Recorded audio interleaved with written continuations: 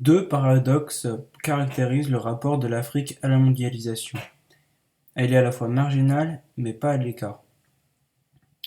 La part de l'Afrique dans les échanges mondiaux est à la fois faible et en recul depuis 1950. L'Afrique compte pour 1% de la production mondiale, pour un peu moins de 3% des importations et exportations mondiales. Mais voir l'Afrique comme à l'écart des flux de la mondialisation serait une erreur.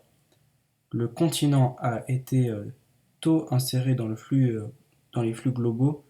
Traite et colonisation appartiennent à une phase précédente de la mondialisation. Des succès économiques africains majeurs sont liés à l'insertion du continent dans la mondialisation. 80% des exportations africaines sont des matières premières. L'horticulture kenyane, les fruits et légumes sud-africains de contre-saison, le pétrole algérien, angolais, nigérian ou libyen. Ces productions restent dans le cadre des économies de rente, vulnérables car dépendantes de l'extérieur, favorisent des profits des firmes transnationales étrangères et l'intérêt des pays émergents qui y investissent. Les firmes transnationales africaines grandissent, principalement depuis que l'Afrique du Sud, Zasol, géant du secteur énergétique, mais aussi l'Égypte, Orascom, actif dans les télécommunications. La mondialisation y prend des formes parfois spécifiques dans le contexte africain de difficultés de développement. Par exemple, certains pays sont soumis au land grabbing. Leur pauvreté et leur dépendance permettent à des pays puissants comme la Corée du Sud, l'Arabie Saoudite, la Chine, etc., d'acheter des terres pour leur propre production alimentaire.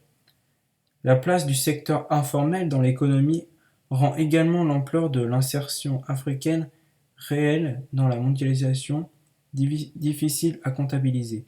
C'est la mondialisation par le bas, par des secteurs souvent individuels. L'Afrique demeure le lieu de mondialisation sauvage non régulier, contrebande d'armes, de diamants autour du Libéria et de la Sierra Leone ou en Afrique centrale, réception de déchets toxiques depuis le nord. L'impact de la mondialisation sur le continent africain prend aussi et très largement des formes similaires à celles prises sur les autres continents. La métropolisation s'affirme, les très grandes villes africaines sont des lieux cosmopolites, relais locaux de la mondialisation. La régionalisation structure aussi l'espace africain. 8 États de l'Afrique de l'Ouest réunis dans l'Union économique et monétaire ouest-africaine, donc ça fait l'UEMOA, utilisent la même monnaie, le franc CFA. À une autre échelle, le continent tente de peser dans les évolutions économiques par l'organisation du nouveau partenariat pour le développement de l'Afrique. La mondialisation se marque aussi par l'intensification des circulations de tout type.